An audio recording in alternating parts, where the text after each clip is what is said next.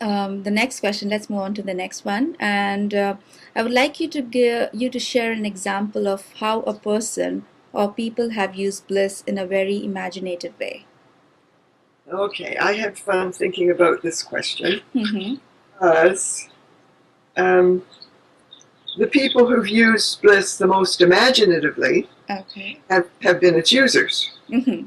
So I've been thinking about various users, and I'm going back to this duality a little bit Mm-hmm. because sometimes they did it at the sentence level, Mm-hmm. and sometimes they did it at the Bliss word level. So here's one from the sentence level, and this was Carrie Harrington using her symbols in a very creative way. Um, she was at the supper table. They were having trouble with getting the last little bit of ketchup out of the bottle. Mm-hmm. And Carrie said, "Put water in it." There was a beautiful sentence. Mm-hmm. Nobody else at the table. She has two siblings. Neither one of them had thought about it. So she became, in a very creative way, Mm-hmm. the person who solved the problem for them.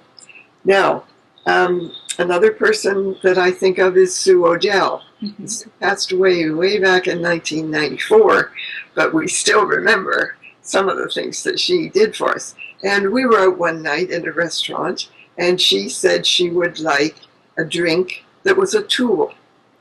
A drink that was a, That sorry? was a tool. A Okay. tool. Mm-hmm. T-O-L. Mm-hmm. Well, we went through a lot of tools, hammer, nail, and then I finally said screwdriver. And it seems, unbeknown to me, but screwdriver was a drink, and Mm-hmm. the waiter knew what she meant, and she got her drink. That's Uh, really clever. Terry Martin, way back, wanted to tell us how he was dressed for Halloween. Mm-hmm. He said a creature that drinks blood at night because Mm-hmm. he wanted to be a vampire. Mm-hmm. Um, Anne Running used symbols in an interesting way, and she continued to use her word board in the same way. She would use a symbol and then supplement it with spelling. So one example would be where she could point to the bliss symbol for Annie, A-N-Y, but then she did not have anywhere on her board. So she pointed to the symbol for Annie, and then she spelled W-H-E-R-E. Okay. So there was a very creative way. And then after, when she got a word board, she still did that. She still went to the word Annie, and then she spelled out the rest of the word Mm-hmm. with her alphabet. Mm-hmm. It was David Foster, way back in the 70s, who taught us the need for a strategy symbol for sounds like. Mm-hmm. And I must say that all of the strategies were developed because of the needs of students, and usually because the student had demonstrated the particular strategy. We just put a name on it and then taught other people. Mm-hmm. David was always using symbols, like if he wanted to say the sea, meaning the ocean, Mm-hmm.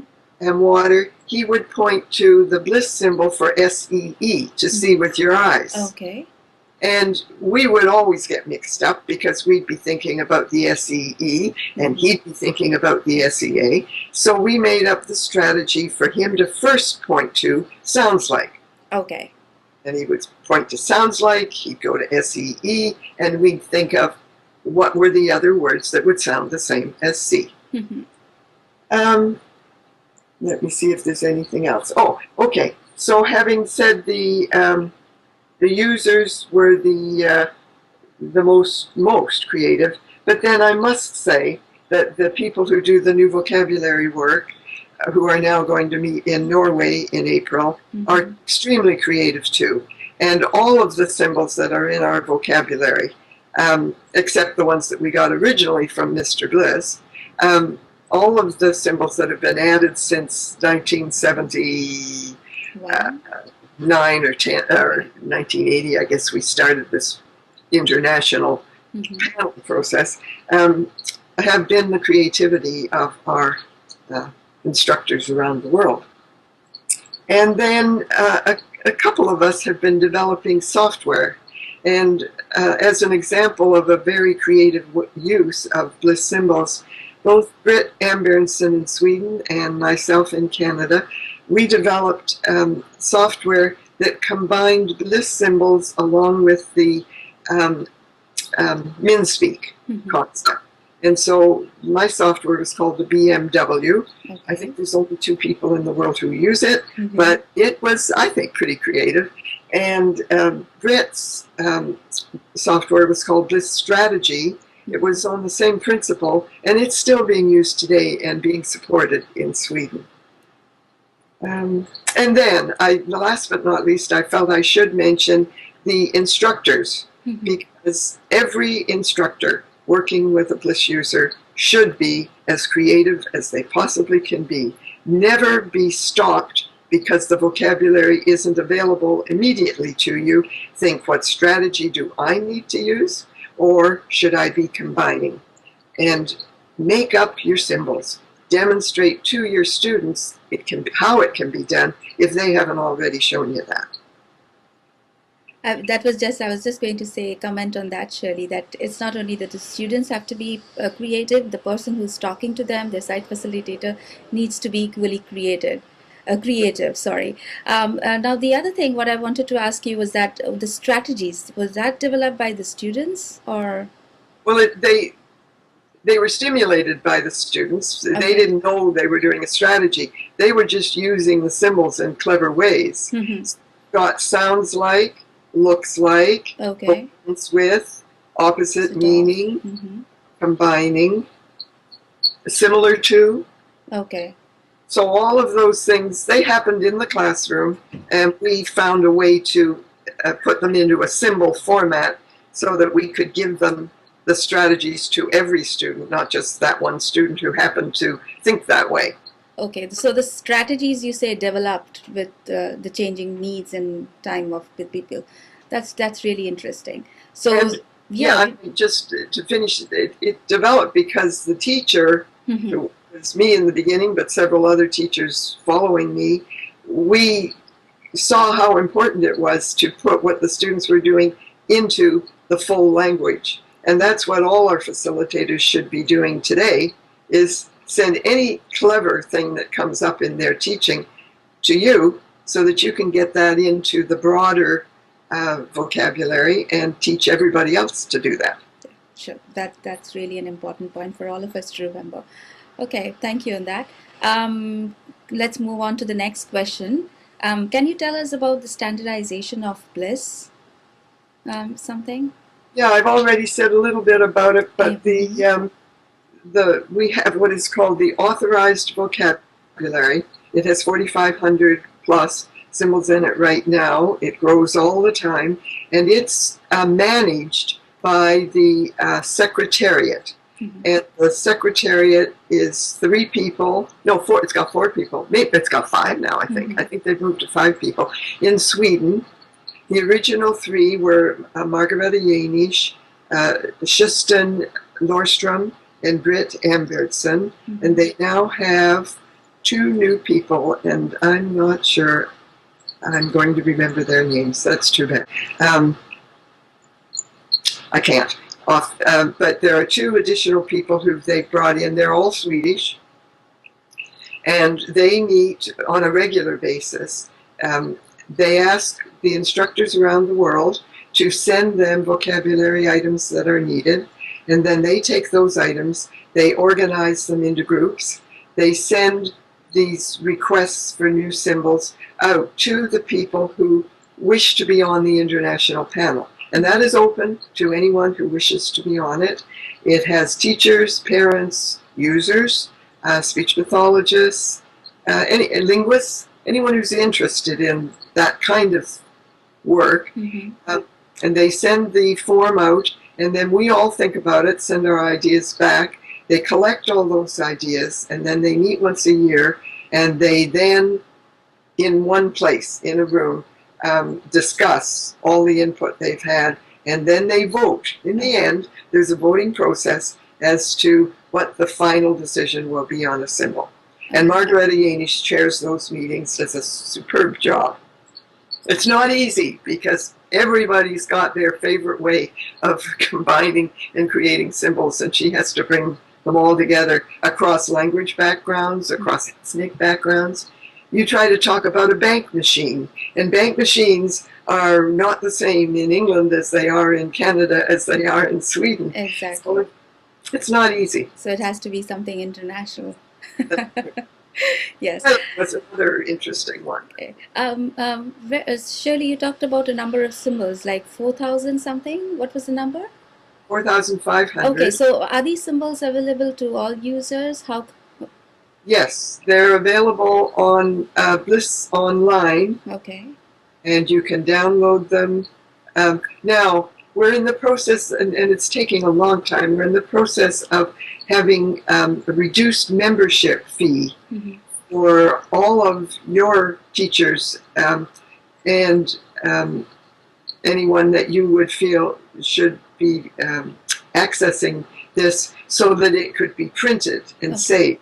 But anyone can go on and just access the Bliss Online vocabulary to see the symbol. Okay.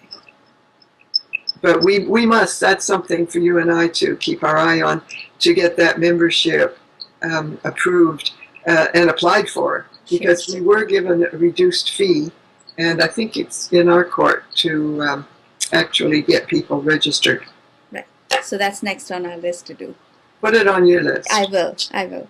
And now, as we come to the end of it, almost, not right now, of this interview, let's do a few quick questions, Shirley. The first thing would be someone who inspired you, and in what way? I saw that question coming up, and I needed a whole page. Okay. And that was talking in categories, Mm-hmm. because I knew if I started to give you names, Mm-hmm. I'd leave some out. Okay. I've been inspired by, okay, Okay. Bliss users. Mm-hmm. Mr. Bliss, I have to watch my voice here. Mr. Bliss, Mm-hmm. because although he caused us a lot of great difficulties, to put it mildly, he still was a genius. And he taught us so much about how you can put ideas together to come up with a meaning in a very, very, very clever ways. So he certainly inspired me. And then I have to name one name here. There may be a couple of others.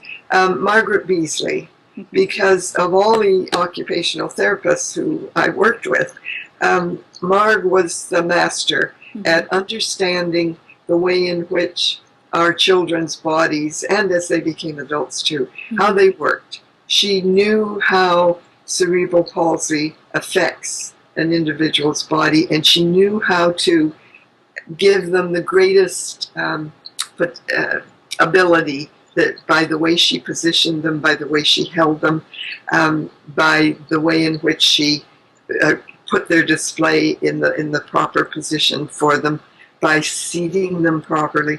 All of these things put together had people functioning at their very highest level. And I watched her do this over and over again. Especially, I would say, Anne Running was her most successful, but she did it for all our students. And so she inspired me always. And then I got a big long list of teachers. And so I won't read them all. But I will mention just, how about I say one from Toronto, Sure. In the past, one from Toronto, presently, one from just outside, and one from in another province. So I'll say Lynette Norse Okay. for the past, yourself for the present, Oh my goodness. Anne O'Malley for just outside Toronto, and Jane Green for someone in another province. But there were so many, and I keep adding to the list. I'm just, for my own sake, because they go back to 1972, 71 even, when they started coming to see what we were doing. Barb Rush, I've got to put Barb in there too. So, I mean, there were just so many. Then the next group are the parents. And outstanding with the parents were Ruth Harrington, Carrie's mother, Okay. who right from the beginning of our program was sending in homework and ideas and helped our class so much. And then Miriam running. And as I say, I'm going to be in trouble, but I'm going to say 5, and there's many, many more. But Joyce Scott, who created a group home for her daughter, Deborah. Gail Fisher Taylor, who's, as we know, doing this wonderful, through her older son, or is it her younger son? Younger son. Doing the run across Canada. Pamela Andrews, who's doing so much with her young son. And Lourdes Jimenez, who, although she had language challenges, never stopped fighting for her daughter. Okay, next category. All the literacy researchers. And 2 stand out, Frank Smith and Keith Stanovich. But again, there were many, many more who stimulated me to know that what our guys were going through could be understood better by knowing what speaking able-bodied children do when they learn to read, that there's so much we can learn from that process. And those 2 people in particular taught me very much. And then there's a huge list of AAC professionals. And what will I do there? I'll pick maybe 2 from the United States. Okay. David Yoder and Greg Vander Heiden. But there's many, many more.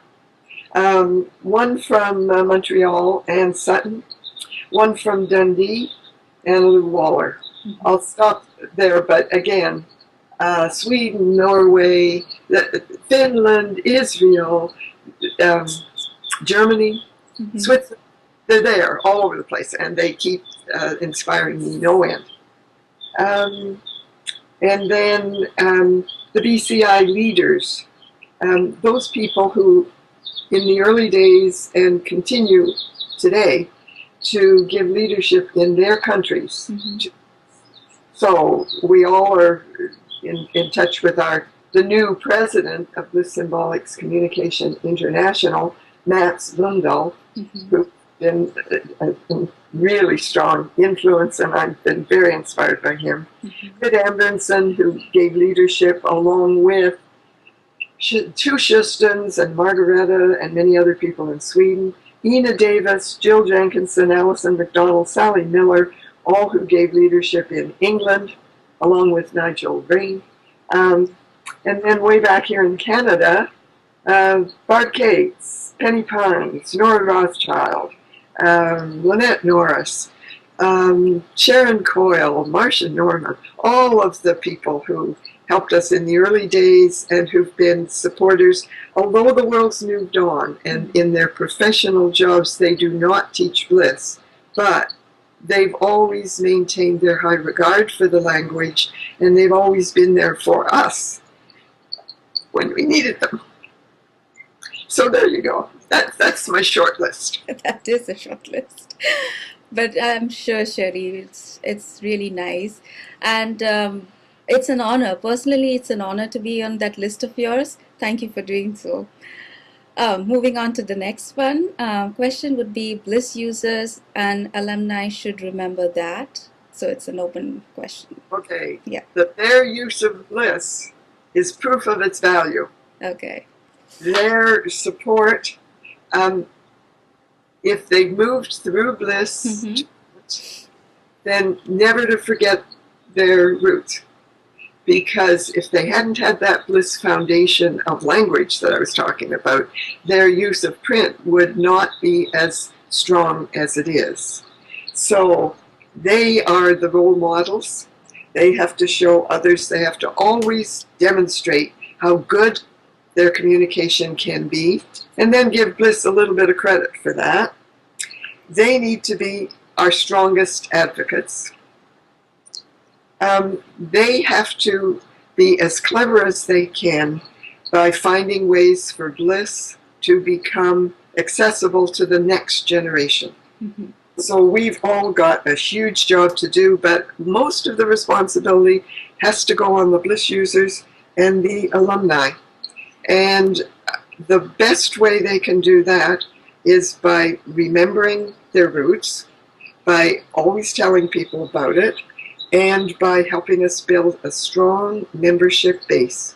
If we get them and their cousins and their aunts and their uncles and their friends all becoming members, then Bliss will continue to live. If we don't, it's going to be one of those languages that people say, wasn't that a wonderful language that, you know, had its day and is no longer there. So we've all, and it's mostly the Bliss users, have a huge job to do.